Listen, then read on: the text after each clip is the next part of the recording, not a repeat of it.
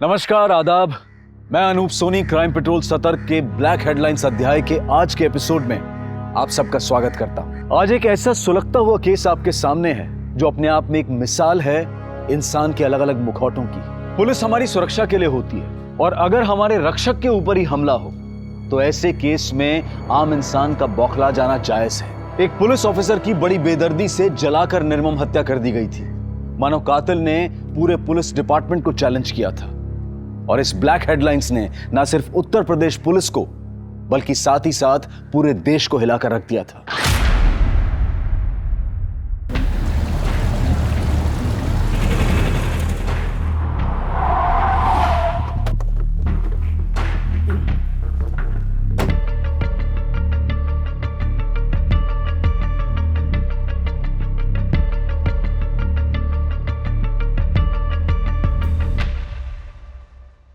Sir, ये रही वो फाइल।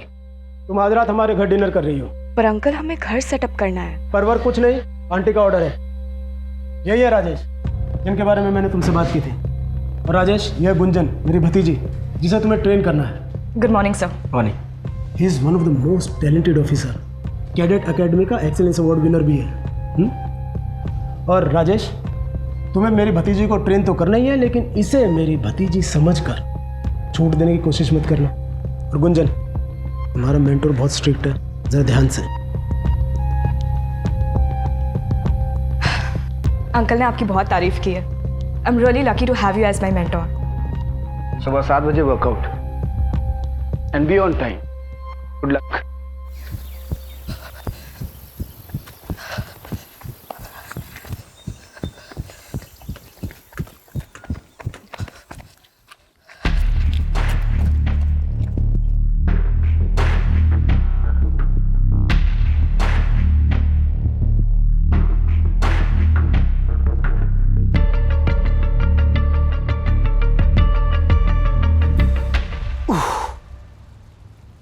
कितने राउंड्स? 11 सर। थक गई? No sir. अरे Shiv Prasad, good morning sir. Good morning. बच्चों को स्कूल छोड़ दिया? जी सर। और सपाटे मारो। अरे सर, हमसे नहीं हो पाएगा। बस ऐसे पेट लेके घूमती रहो। फिर बंदोबस्त के लिए तैयार हो? Yes sir. गुड।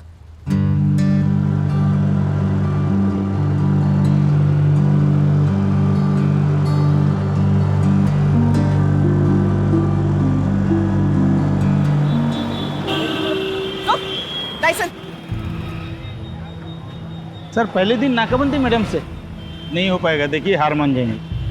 अगर आज ये हार मान गई तो आगे बड़ी ऑफिसर कैसे बनेगी? हेलो, रुको। लाइसेंस। मैडम, लाइसेंस घर पे है, आप भी घर जाओ। क्यों अपनी धूप में त्वचा खराब कर रही हो? त्वचा काली पड़ जाएगी। औरत से बात करने की तमीज सीख ले, वरना तेरे चेहरे का रंग बिगाड़ दूंगा मैं। लाइसेंस दिखा। चल। विदाउट हेलमेट और फैंसी नंबर प्लेट और महिला पुलिसकर्मी से बदतमीजी से पेश आया, मेंशन करके फाइन मारो। Yes sir.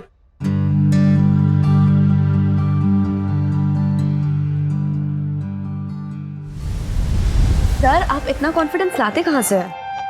वर्दी से। बचपन में जब मैं अपने लो ना, खाना लो। बचपन में जब अपने पिताजी के साथ मैं खेत पे जाता था ना, तो हमारे खेत के पहले ना पुलिस चौकी पड़ती थी। तो वहाँ पे पुलिस वालों को देख के ना उनके साथ बनने का जुनून सवार हो गया मुझे। और फाइनली जब वर्दी मिली तो कॉन्फिडेंस भी आ गया। वाओ, बधाइयों से यहाँ तक का सफर। आपके पापा तो आप पे बहुत गर्व करते होंगे। करते हैं। एक्चुअली जब से मेरे डिवोर्स की बात चल रही है तब से वो मुझसे नाराज है। मैं अपने वाइफ से डिवोर्स ले रहा हूँ।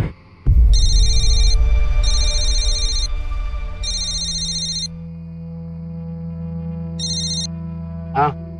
कहाँ तक पहुँचे? कहाँ पहुँचे मतलब? तुमसे तो बात ही करनी बेकार है। सोनू का बर्थडे भी याद नहीं है ना आज तुमको? हेलो हेलो, सॉरी, कुछ अर्जेंसी है, मुझे निकलना पड़ेगा। Okay sir.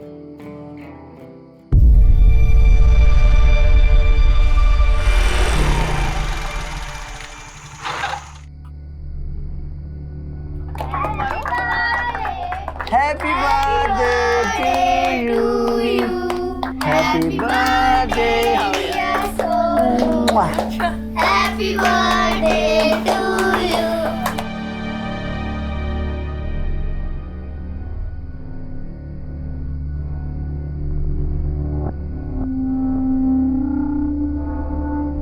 मुझे सुबह जल्दी उठना है।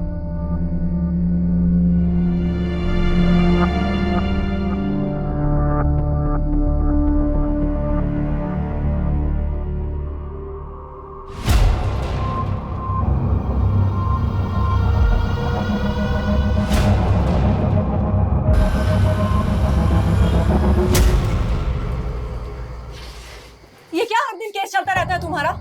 हम सब बहुत अच्छे से समझते हैं। बहुत थके हुए हैं। अरे थकते तो तुम पहले भी थे राजेश, पर कम से कम बच्चों को समय तो देते थे। आजकल बहुत ज्यादा बिजी रहते हैं, बहुत ज्यादा काम है, समझा? हाँ, बहुत काम है तुमको। अरे पहले तो तुम घर आते थे हमारे हाथ का खाना खाने के लिए भाग भाग के। अब क्या हो गया है? यार हमको तुमसे बहस नहीं करनी, हमको नींद आ रही है, सुबह जल्दी उठना है, सो जाओ।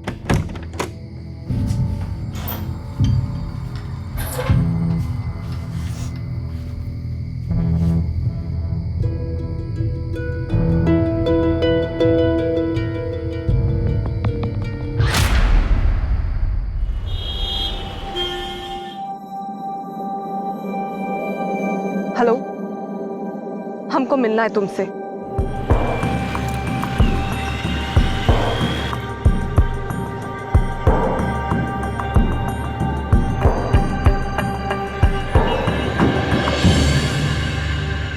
आपने जैसा कहा हम वैसा ही कर रहे हैं।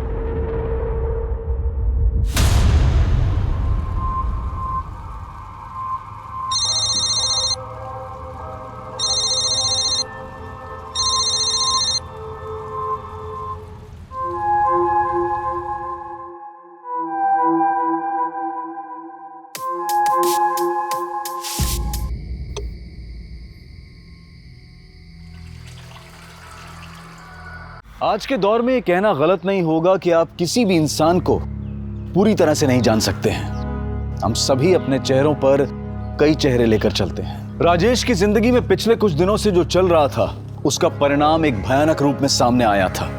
इतना तो तय था कि वारदात के बाद सामान्य रूप से चल रही कई जिंदगियों में भूचाल आने वाला था।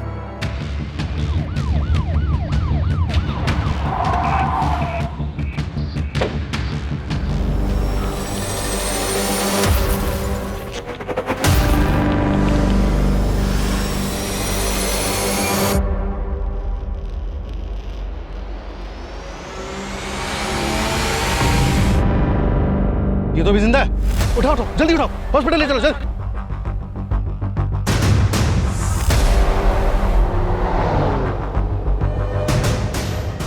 आइए आईडी नंबर नोट करो, 7741। इसकी इंफॉर्मेशन निकालो जल्दी।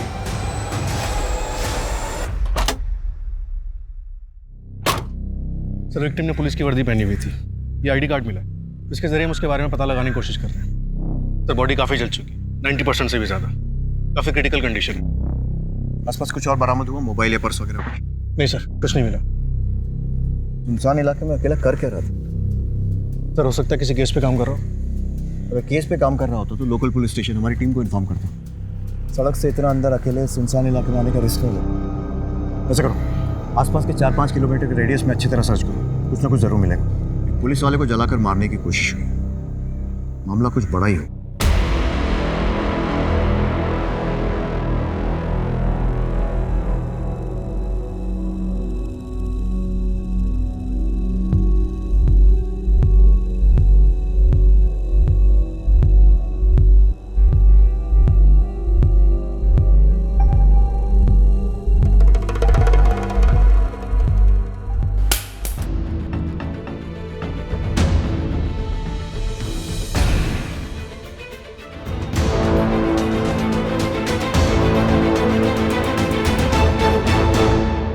ओके सर, विक्टिम के आईडी कार्ड से पता चला है कि उसका नाम राजेश कुमार है, कुंदीनगर थाने में सब इंस्पेक्टर है। बाकी की डिटेल जानने के लिए थाने के इंस्पेक्टर सुनील त्यागी से बात करनी होगी।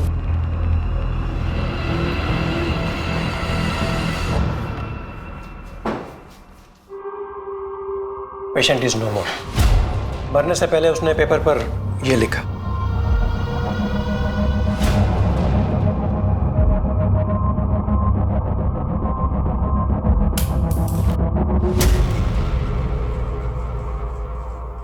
डॉक्टर, हमें बॉडी की ऑटोप्सी रिपोर्ट कितनी जल्दी मिल सकती है? ऑटोप्सी रिपोर्ट तैयार करने में हमें कम से कम 24 से 48 घंटे लगेंगे। राजेश के साथ ऐसा होना हमारे लिए काफ़ी शॉकिंग है। राजेश उस इलाके में किसी केस की इंक्वायरी के लिए गया था। केस? राजेश तो काफ़ी वक्त से सस्पेंडेड था, उस पर तो डिपार्टमेंटल इंक्वायरी चल रही थी। इंक्वायरी? जी एक्चुअली हमारे एक ऑफिसर ने लक्की नाम के एक हिस्ट्री शीटर को गिरफ्तार किया था और उसके पास से 2 पिस्टल बरामद हुई थी। काफ़ी पूछताछ के बाद उसने कबूल किया कि वो पिस्टल उसे राजेश ने दिए थे। राजेश उस वक्त हमारे थाने का आर्म्स इंचार्ज था। ये लकी अभी भी आपकी कस्टडी में है? जी हाँ। अच्छा, ये आमला कौन है? राजेश की बीवी। देखिए जी, आपको क्या लगता है राजेश उस सुनसान इलाके में क्या करने गया होगा? हो सकता है उसे अपने केस के बारे में कोई क्लू मिला हो या किसी से मिलने गया हो। मैं पक्के तौर पर कुछ नहीं कह सकता। Excuse me. इस लकी से पूछताछ के लिए परमिशन निकलवाओ। और वो राजेश के घर का सर्च वारंट गीता लेकर आ रही है सर। ब्रेकिंग न्यूज आ रही है उत्तर प्रदेश के वाराणसी से, जहां एक पुलिस सब इंस्पेक्टर को जिंदा जलाकर मारने की कोशिश की गई है। सब इंस्पेक्टर का नाम राजेश कुमार है।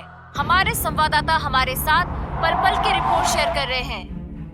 सर, हमें पता चला है कि सब इंस्पेक्टर राजेश कुमार को जिंदा जलाकर मारा गया है। पुलिस ने इस मामले में अब तक क्या कदम उठाए हैं? सर, क्या ये मामला पर्सनल दुश्मनी का है या इस मामले का लिंक किसी और बड़े मामले से है? देखिए, सब इंस्पेक्टर राजेश कुमार की हत्या हमारे डिपार्टमेंट पे भी शौक, लेकिन मैं आपको एक चीज की गारंटी दे दूं कि हम मुजरिमों तक पहुंचने में कोई कसर नहीं छोड़ेंगे। प्लीज। राजेश की हत्या की वजह से मीडिया में बहुत बवाल है।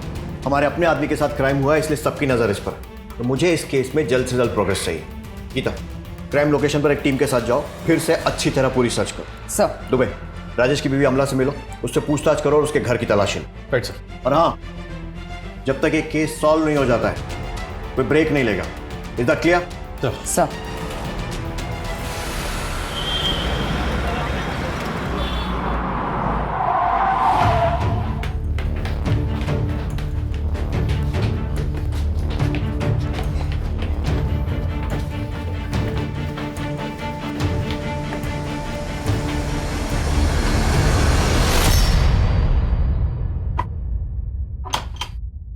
तोड़ दो ताला।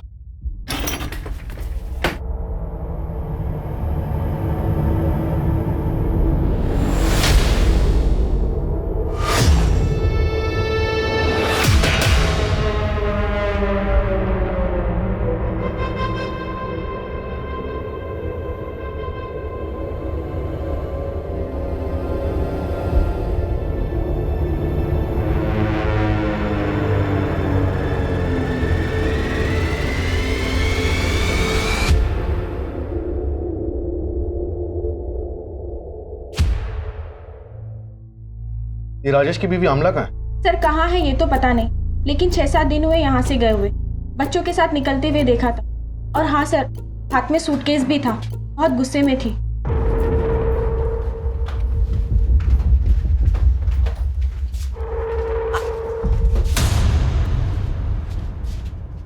सर, हमने बाद में राजेश से भी पूछा।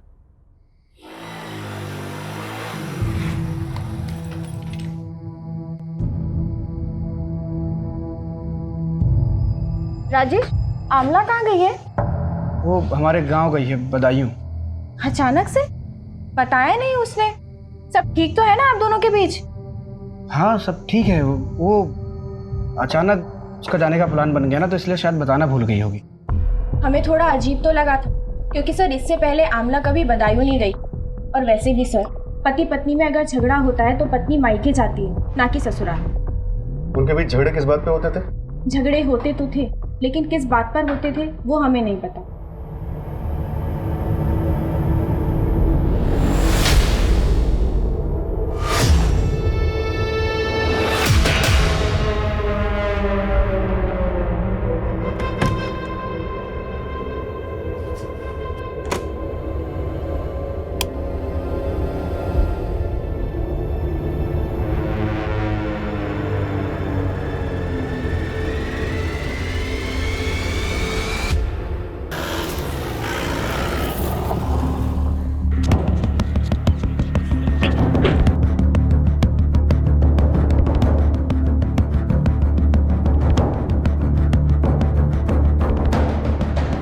पुलिस टीम ने इस उलझे हुए केस को सुलझाने की कोशिश में दिन रात एक कर दिया था, पर यह मर्डर मिस्ट्री दिन पर दिन उनके लिए उलझती ही जा रही थी। सर, पोस्टमार्टम रिपोर्ट के हिसाब से राजेश को जब जलाया गया तब वो काफी नशे में था। मतलब साफ है कि उस वक्त राजेश के साथ कोई था जिसने उसे पिलाया और फिर नशे की हालत में जलाकर मार दिया।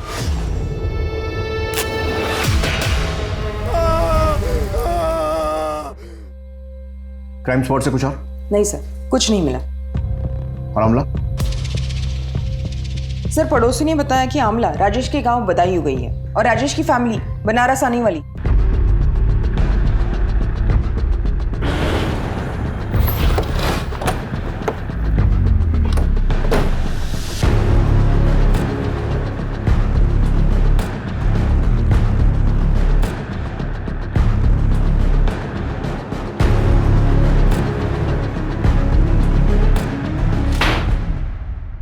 डॉक्टर राजेश कुमार को मारने के लिए किसको भेजा? क्या बोल रहे हैं सर आप ये?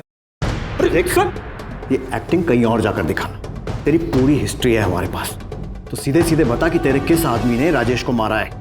सर वो सब हमें कुछ नहीं पता है, हमें बस इतना पता है कि राजेश ने हमें 2 गन दिए थे और वो सब मैं पहले ही बता चुका हूँ। सोचने का मौका दे रहा हूं, सच सच बता दे, नहीं तो अपने तरीके से उगलवा लेंगे। दुबे, अपने सोर्सेस को इसके लोगों की कुंडली निकालने में लगा दो। Right sir.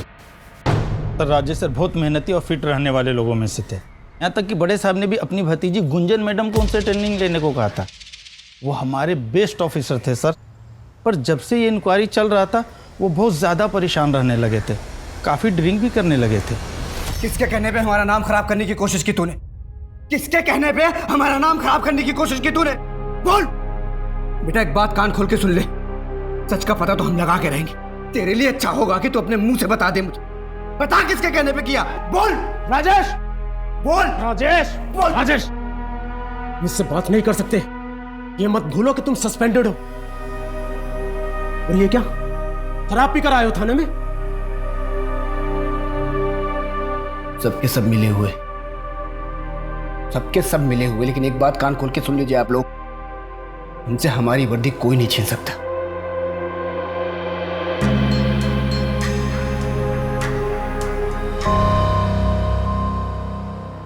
अच्छा, राजेश की थाने में बाकी सब लोगों के साथ कैसी बनती थी? बाकी सब लोग के साथ तो ठीक ही था, पर अजय सर के साथ शुरू से उनका 36 का आंकड़ा था। क्या बकवास कर रहा मेरे बारे में तू? हाँ, क्या बकवास कर रहा तू? कॉलर छोड़ा पहले। क्या बकवास कर रहा है? अकेला क्या पूरे थाने को पता है? सर दोनों में काफी हाथापाई भी हुई थी। राजेश सर बहुत गुस्से में थे, किसी की भी नहीं सुन रहे थे।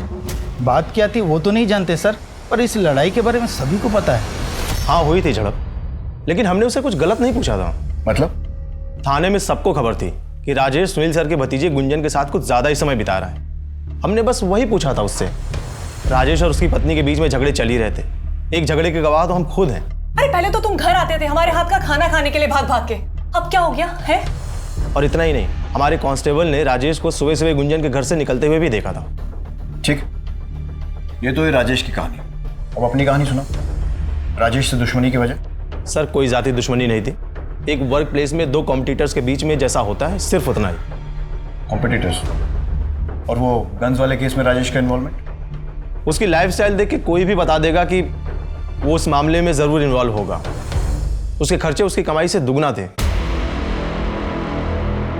आपकी भतीजी गुंजन इस वक्त कहाँ है? उसका एक्सीडेंट हो गया था, इसी वजह से वो लीव पर है अपने होम टाउन लखनऊ में। लेकिन आप गुंजन के बारे में क्यों पूछ रहे हैं? त्यागी जी, हमने सुना है कि गुंजन और राजेश के बीच में काफी नजदीकियां थी। देखिए, राजेश एक शादीशुदा बाल बच्चेदार आदमी था और गुंजन एक पढ़ी लिखी समझदार लड़की है। पहली बात तो ऐसा कुछ हुआ नहीं, और अगर ऐसा कुछ होता भी तो आपको नहीं लगता कि मैंने टैकल कर लिया होता? माफ़ कीजिए, मेरी कोर्ट में पेशी है, मुझे निकलना हो।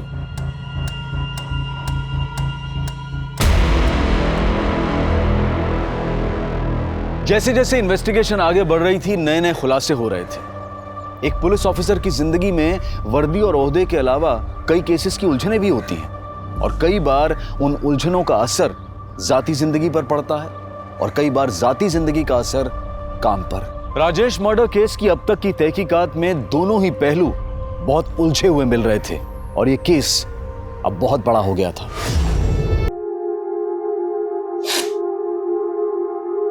राजेश की पत्नी नहीं है आपके साथ? सुनने में तो आया था कि वो आजकल यही बनारस में। बनारस में?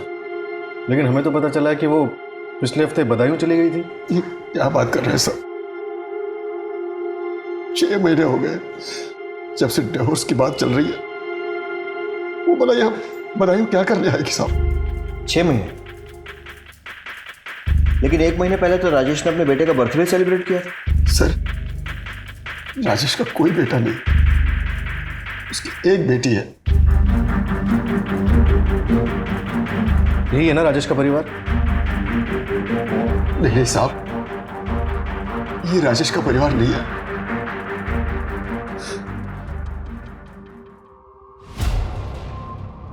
ये नीलम है सर।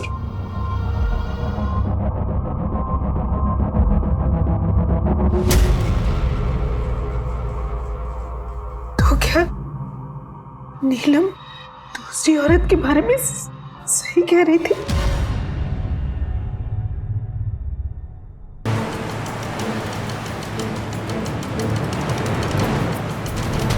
शादी तो बस नाम की थी हमारी। शुरू में ट्रेनिंग के दौरान 3-4 महीने में 1-2 बार आ भी जाते थे। जैसे पिंकी बड़ी हुई और हमने बनारस आने के लिए कहा तो अरे तुमको पता है सरकारी कामों में कितना वक्त लगता है? क्वार्टर मिलते ही तुमको और पिंकी को अपने साथ ले जाएंगे बस।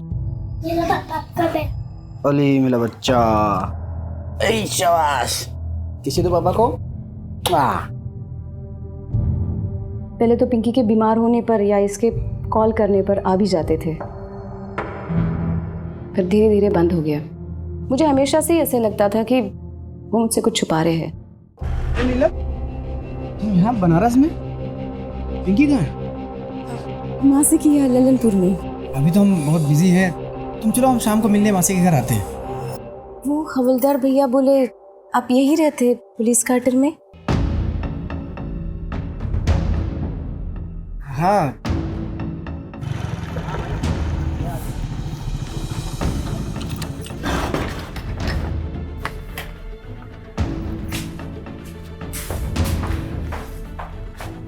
आपने बताया नहीं कि आपको पुलिस क्वार्टर मिला है?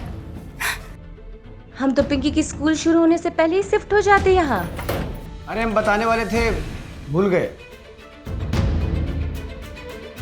अरे ज्यादा टाइम नहीं हुआ क्वार्टर मिले को।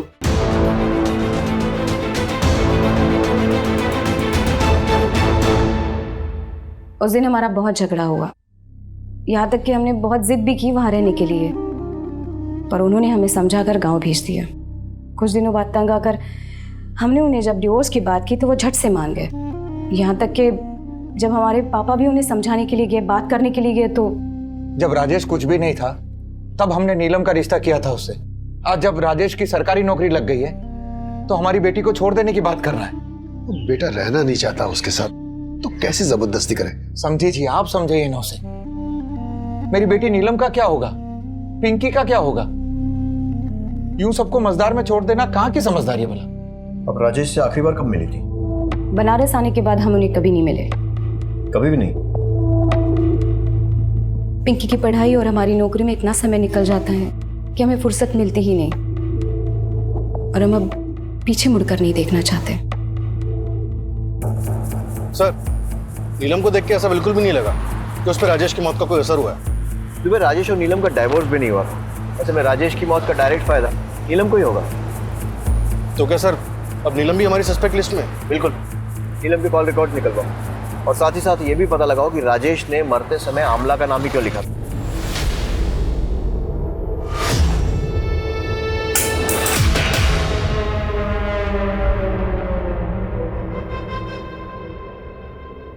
कहते हैं कि हर इंसान के कितने मुखौटे होते हैं ये वो खुद भी नहीं जानता।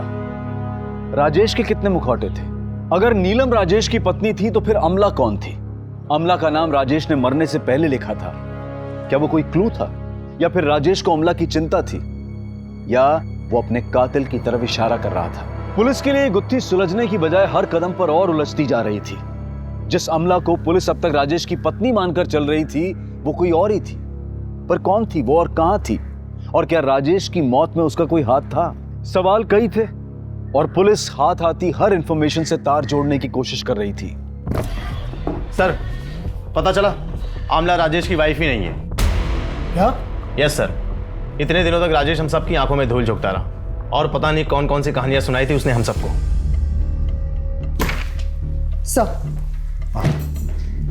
सर हर सीसीटीवी फुटेज चेक किया लेकिन राजेश का कहीं पर भी कोई फुटेज नहीं मिला।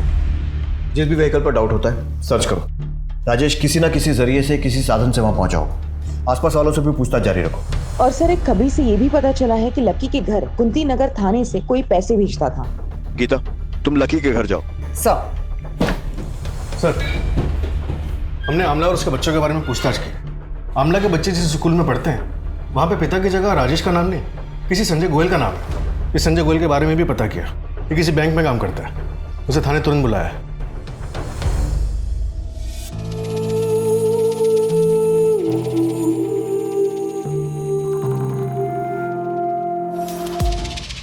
सर, हमारा तलाक 2 साल पहले हो गया था। आमला का हमारी माँ के प्रति व्यवहार बिल्कुल अच्छा नहीं था। हमने बहुत कोशिश की बदलने की कि सब कुछ ठीक हो जाए, लेकिन वो नहीं बदली। बहुत जिद्दी है। आमला, तुम्हें किसी भी चीज की जरूरत हो, कोई भी हेल्प चाहिए तो मुझे बेझिझक बोलना। झिझक? झिझक कैसी? तलाक के बाद तो ये हमारा हक है। बस तुम पैसे टाइम से भिजवा दिया करना। अम्मा की दवाइयों का बहाना लगा लगा के ना हर बार की तरह कटौती मत करना, वरना हम नहीं फिर कोर्ट बात करेगी तुमसे, समझे? हम अक्सर आमला से और अपने बच्चों से मिलने उसके घर जाते थे और एक दिन मम्मी कहाँ है तुम्हारी? मम्मी अंदर है। अच्छा, क्या मजा नहीं आ रहा? मैं भी तो सुनूं। नजदीक में बताता हूँ। ऐसे नहीं आती नजदीक। बहुत दिनों से कुछ गिफ्ट नहीं लेकर आए।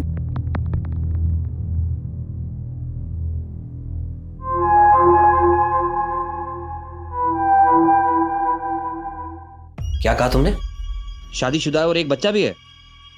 तुम इससे मिली कहाँ? यहीं रहता है पास में। बेचारा हर दिन मशक्कत करता था खाने के लिए, तो एक दिन हमने सोचा घर पर ही बुला लेते हैं। बस तभी से यहीं का होकर रह गया है। और फिर संजय, तुम तो जानती हो हमारे हाथ के खाने का जादू है ना। एक शादीशुदा आदमी के साथ रहकर तुम्हें क्या मिल जाएगा? और ये बच्चे, इनके बारे में सोचा है कभी? जब ये सब देखेंगे तो क्या असर पड़ेगा उन पर? संजय, बच्चों के बारे में सोचकर ही ये कदम उठा रहे हैं। सरकारी नौकरी करता है राजेश। दोनों बच्चों का भविष्य एकदम सुरक्षित रहेगा।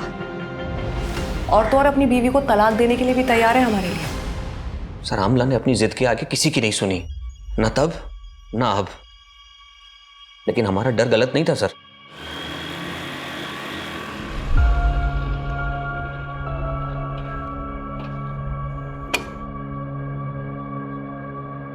क्या हुआ आमला? मुझे क्यों बुलाया? उसको अब हमें इंटरेस्ट नहीं रहा है। हमने तुमसे पहले ही कहा था वो तुमसे शादी नहीं करेगा। तुम ही सबने देख रही थी शादी की उससे। राजेश पुलिस में है, अच्छा कमाता है, अच्छा दिखता है। अब इस उम्र में भला राजेश से बेहतर 2 बच्चों के साथ हमको और कौन मिलेगा? हम नहीं थे तुम्हारे पास? राजेश ने हमारे लिए अपने बीवी बच्चों को छोड़ दिया और तुमने अपनी माँ के लिए हमें ही छोड़ दिया। हम बच्चों की स्कूल की फीस भी भरनी है। हमको तो समझ ही नहीं आ रहा है कि हम इतना सारा खर्चा अकेले कैसे उठाएंगे। चिंता नहीं करो, हम कल ही तुम्हारे अकाउंट में पैसे भिजवा देंगे। आमला से आखिरी बार कब मिले थे? सर, मिले तो नहीं, लेकिन कुछ दिन पहले उसका फ़ोन आया था। किसी प्रॉपर्टी डीलर का नंबर मांग रही थी। हमने वो नंबर फॉरवर्ड कर दिया और तब से लेके अब तक हमारी कोई मुलाकात नहीं हुई उससे। हमें उस प्रॉपर्टी डीलर की डिटेल्स चाहिए। जी। नंबर बोलो। दुबे, इस प्रॉपर्टी डीलर से बात करो। मैं गुंजन से पूछताछ के लिए निकलता हूँ। Right sir.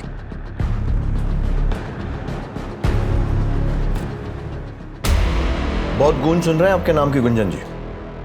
अब आपकी जबान से सुनना चाहते हैं। उस दिन यानी 10 अक्टूबर को कहाँ थी आप? सर, हम ड्यूटी पे थे। आप चाहे तो चेक कर सकते हैं। लोग राजेश और आपके बारे में क्या क्या बातें कर रहे हैं ये तो आपको मालूम ही होगा, तो डिटेल में शुरू से बताइए। हमारा राजेश सर के मर्डर के केस के साथ कोई लेना देना नहीं है। लेकिन राजेश से तो है, और आपको लोगों ने राजेश से मिलते हुए तब भी देखा है जब वो अपनी ड्यूटी से सस्पेंडेड था। वो हमारे मेंटोर थे। हम बुरे वक्त में उनसे मिल भी नहीं सकते। बिल्कुल मिल सकते। फिर तो राजेश के मरने के बाद हॉस्पिटल आकर उसको देखना और हमसे बात करने का समय भी निकाल सकते हैं। देखिए सर, हम राजेश सर को बहुत मानते थे। वो हमें ट्रेन कर रहे थे और हम इमोशनली भी काफी कनेक्टेड थे। और जब हमारा एक्सीडेंट हुआ तब अंकल ने बोला कि मैंने भैया को फ़ोन कर दिया है, वो बस पहुंचने ही वाले होंगे। तुम उनके साथ घर चले जाओ, तुम्हें अच्छा लगेगा। क्या राजेश की मौत का उसके केस से कोई लेना देना हो सकता है? राजेश सर हमेशा कहा करते थे कि उन्हें कोई फंसा रहा है, पर अंकल का कहना था कि राजेश सर अच्छे इंसान नहीं है। मैंने समझाया था ना तुम्हें, राजेश अच्छा इंसान नहीं है, मत पड़ो उसके चक्कर में। देखा क्या सच्चाई है उसकी। अब जैसा मैं कहूँ वैसा करो। तुम्हारे और राजेश के बीच में जो कुछ था उसे भूल जाओ, खामा बदनामी होगी। कुछ दिन बाद मैं तुम्हारा ट्रांसफ़र किसी दूसरी जगह कर दूंगा, तुम वहाँ से अपनी ज़िंदगी की नई शुरुआत करना। अब तो ऐसी हालत हो गई है कि किसी पे भी भरोसा करने की हिम्मत नहीं होती।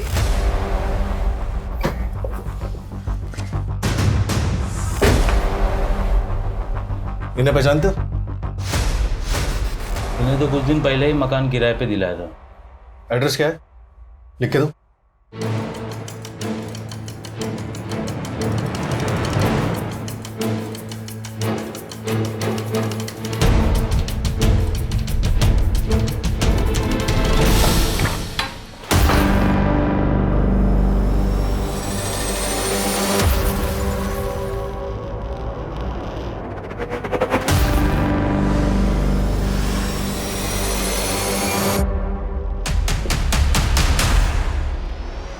फॉरेंसिक को बुलाओ जल्दी।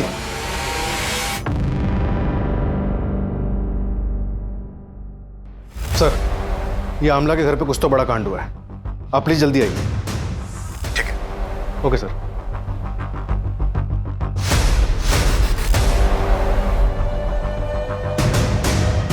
दस अक्टूबर की रात को क्या आपने इस आदमी को यहाँ आते जाते देखा? वैसे तो देर शाम कोई आता जाता नहीं, लेकिन हाँ, जब हम घर को वापस जा रहे थे तो हमने देखा कि स्कूटर पर दो लोग आए थे और अंधेरे में जा रहे थे। आप और कुछ बता सकते हैं उन लोगों के बारे में या फिर उस स्कूटर के बारे में? नहीं मैडम जी, क्या अंधेरा बहुत था और साफ सुथरा दिखाई नहीं पड़ रहा था, लेकिन हाँ, हम ये जरूर कहेंगे कि हमने स्कूटर का कलर सफेद देखा था। सर, आमला ने राजेश को यहाँ जख्मी किया और उसके बाद उसकी बॉडी को जला दिया। पोस्टमार्टम में किसी भी जख्म का जिक्र नहीं है, लेकिन एक क्राइम सीन देखकर लगता है कि अकेले आमला का काम तो नहीं हो सकता। जरूर कोई ना कोई था जो उसकी मदद कर रहा था।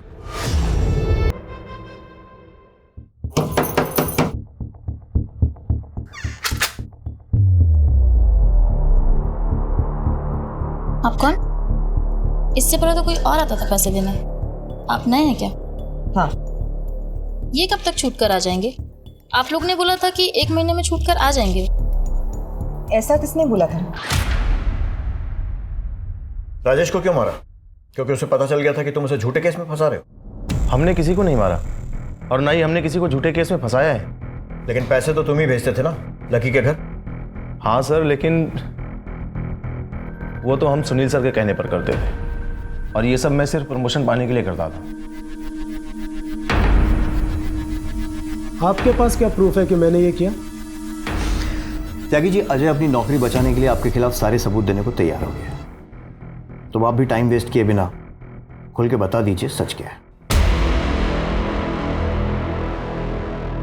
जी करता है यूं ही तुम्हारे सामने खड़ी रहूं,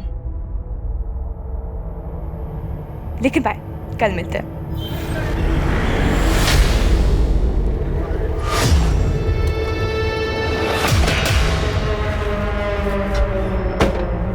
तुम्हें उसे जो सिखाना था तुमने सिखा दिया। तो उसे पहले भी कह चुका हूँ कि उससे दूर रहो, वरना ऐसी जगह ट्रांसफ़र करूंगा ना कि बिजली पानी को तरस जाओगी। आप मेरा ट्रांसफ़र तो करा देंगे सर, और गुंजन को कैसे रोक पाएंगे मेरे साथ आने से? जब राजेश फिर भी नहीं माना तो हमने एक तीर से दो शिकार करने के बारे में सोचा। हमने उसे एक ऐसे केस में फंसाया जिससे हम ही उसे निकाल सकते थे। वो जब भी हमारे पास गिड़गिड़ाते हुआ आता तो हम उसके सामने एक ही शर्त रखते, गुंजन से दूर जाने की शर्त। जब इतना फुल प्रूफ प्लान था तो ऐसा क्या हुआ कि आपने अगला कदम उसे मारने का उठा लिया?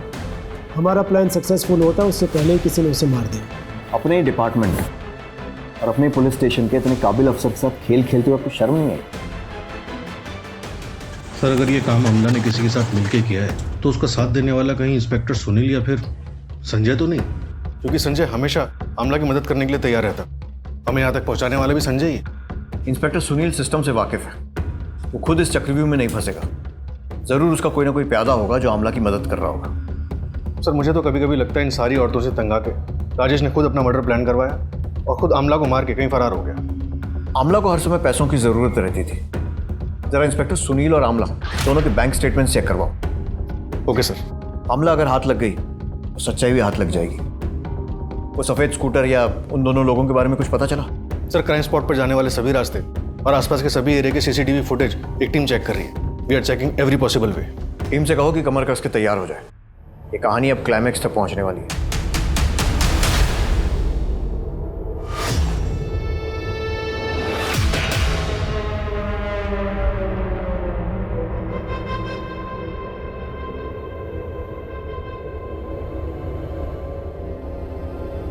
बहू, बच्ची को लेकर तुम घर आ जाओ। घर? कौन सा घर? हमने तो काफी पहले ही छोड़कर आ जाना चाहिए था।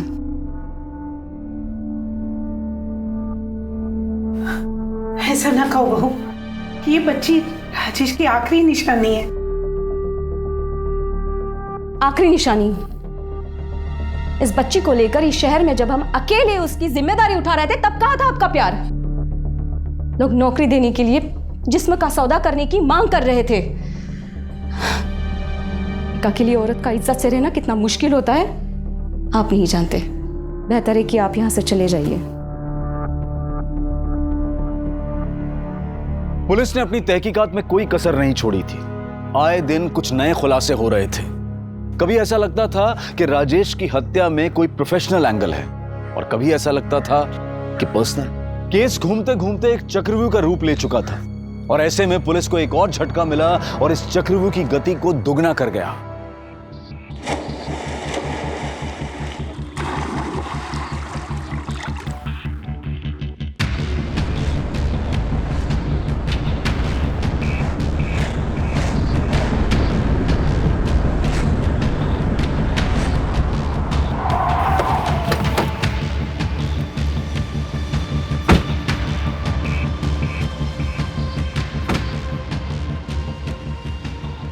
हमें सुटकेस में क्लैश के होने की खबर मिली थी। आपने जो अपने थाने से एक फोटो भेजा था उसका चेहरा इससे मिल रहा है।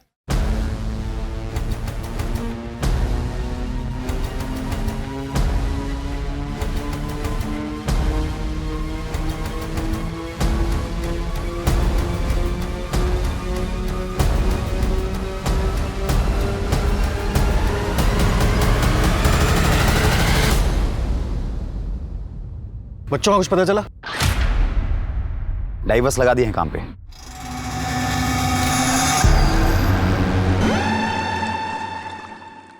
दुबे, इस केस ने तो सीधा यू टर्न ले लिया है। जिस अमला को अब तक हम संभवतः दोषी मान रहे थे वो तो खुद विक्टिम निकली। दीपक नगर के आसपास का पूरा एरिया छान मारो, एक एक से पूछताछ करो। इतने बड़े सूटकेस में डेड बॉडी ले जाई गई है। किसी ना किसी ने कुछ तो देखा होगा। Right sir. सर मुझे तो बच्चों की चिंता हो रही है, कहीं उनके साथ कुछ बुरा ना हुआ।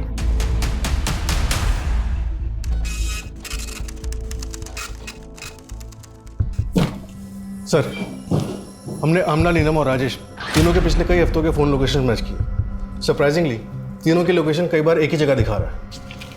दुबे, अब तक की कहानी हमें जिस दिशा में ले जा रही है, इन तीनों का इंटेंशनली एक साथ होना तो इम्पॉसिबल ही। ज़रूर नीलम ही आमला और राजेश का पीछा करती थी। लेकिन सर पिछले कुछ दिनों से नीलम की लोकेशन अलग दिखा रहा है। हो सकता है उसने अपना फ़ोन बदल लिया हो या फिर ये सब मर्डर के पहले की तैयारी हो। सर डीएनए रिपोर्ट के मुताबिक घर में आमला के ब्लड के अलावा राजेश का ब्लड भी था। दोनों का? लेकिन फिर कातिल ने इतनी अलग अलग तरीके से दोनों को ठिकाने क्यों लगाया? सर दोनों को मारने का मोटिव गुंजन और नीलम के पास ही। हो सकता है गुंजन को आमला के बारे में पता चल गया हो और उसने दोनों को मार दिया। तो फिर आमला के बच्चे कहाँ हैं? ये भी हो सकता है कि संजय ने बच्चों को पाने के लिए आमला को मारा और जब बीच बचाव के लिए राजेश आया तो उसे भी मारना पड़ा।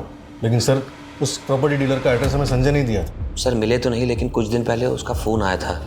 किसी प्रॉपर्टी डीलर का नंबर मांग रही थी। You're right। हम अपने मदद करने वालों पर शक नहीं करते, लेकिन हो सकता है मदद इस बार किसी इरादे से की गई। इस केस में हम किसी को भी रडार से बाहर नहीं जाने दे सकते। साहब इसमें हमारी कोई गलती नहीं है।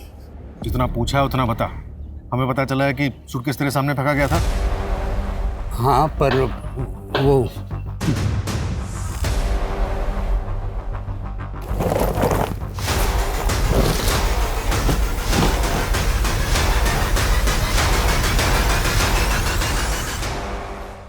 ये बता कि जिसने सूटकेस फेंका था उसे पहचान सकता है?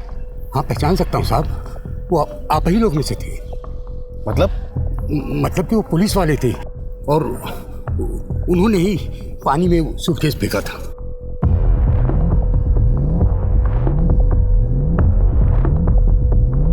ये था? नहीं। ये? नहीं, ये भी नहीं। ये? यही था साहब, यही था। कहा हुआ साहब कि नया सूटकेस पानी में कहाँ फेंक दिए?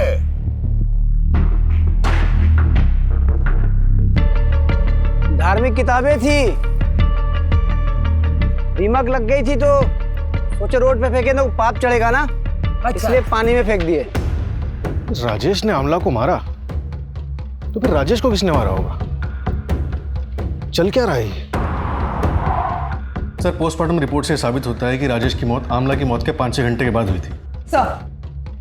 सर एक सीसीटीवी फुटेज में हमें उस व्हाइट स्कूटर पर 2 लोग दिखाई दिए, लेकिन वो फुटेज इतनी क्लियर नहीं है। सर ये देखिए,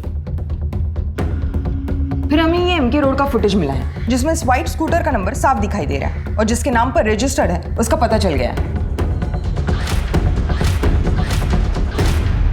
तुम्हारे मोबाइल की लोकेशन उसी जगह मिली है या राजेश जली हुई हालत में मिला था?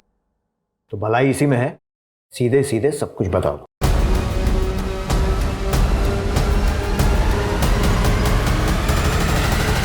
तुम्हें कैसे पता था कि राजेश उस रात वहीं मिलेगा?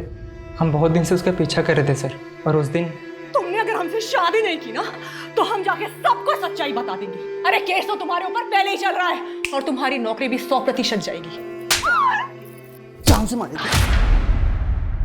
फिर थोड़ी देर बाद राजेश दोनों बच्चों को घर से लेके बाहर गया। हम उसका पीछा किए तो देखें बच्चों को वो कुमार नगर में अपने दोस्त के घर पे छोड़ा और वापस आते हुए उसकी कार में एक सूटकेस लेके आया।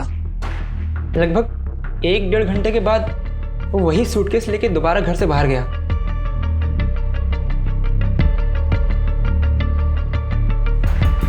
हमको कुछ गड़बड़ लगा सर, इसलिए हम अपना दोस्त को फोन करके बुला लिए। उसके बाद हम दोनों राजेश की गाड़ी का पीछा करने लगे।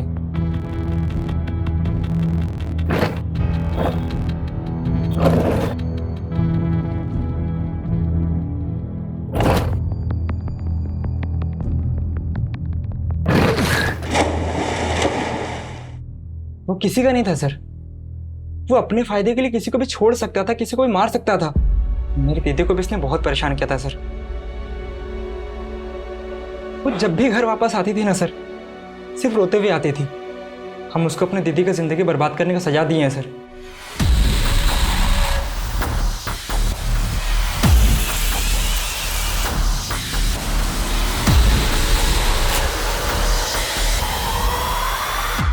और ये सोचे हो कि सजा देने के चक्कर में तुमने खुद को कितनी बड़ी सजा दी है, और उससे भी बड़ी सजा दी है अपने परिवार को।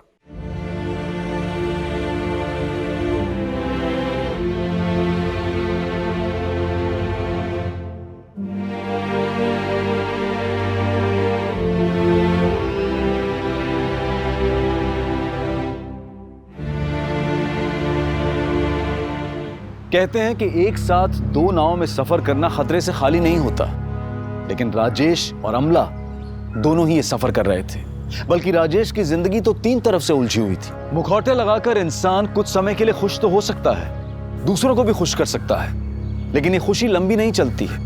और जब इसका एहसास होता है तो वहीं से शुरू होता है बेचैनी का एक ऐसा सिलसिला जो कभी भी एक खतरनाक अपराध की शक्ल ले सकता है। दोहरी जिंदगी के ताने बाने को सुलझाने के लिए राजेश और नीलेश दोनों ही हत्यारे बन गए। अपनी इच्छाओं को पूरी करना कोई बुरी बात नहीं है, लेकिन हम सही और गलत के बीच के अंतर को समझने की कोशिश नहीं करते हैं, उसके अंजाम की परवाह नहीं करते हैं, और नतीजा हम खुद ही अपनी तबाही के जिम्मेदार बन बैठते हैं। अब मैं अनूप सोनी आपसे विदा लेता हूं, फिर मुलाकात होगी क्राइम पेट्रोल सतर्क के ब्लैक हेडलाइंस अध्याय में एक और चौंका देने वाले केस के साथ। और याद रखें, क्राइम और आपके बीच में सिर्फ इतना फर्क है कि आप कितने सतर्क हैं।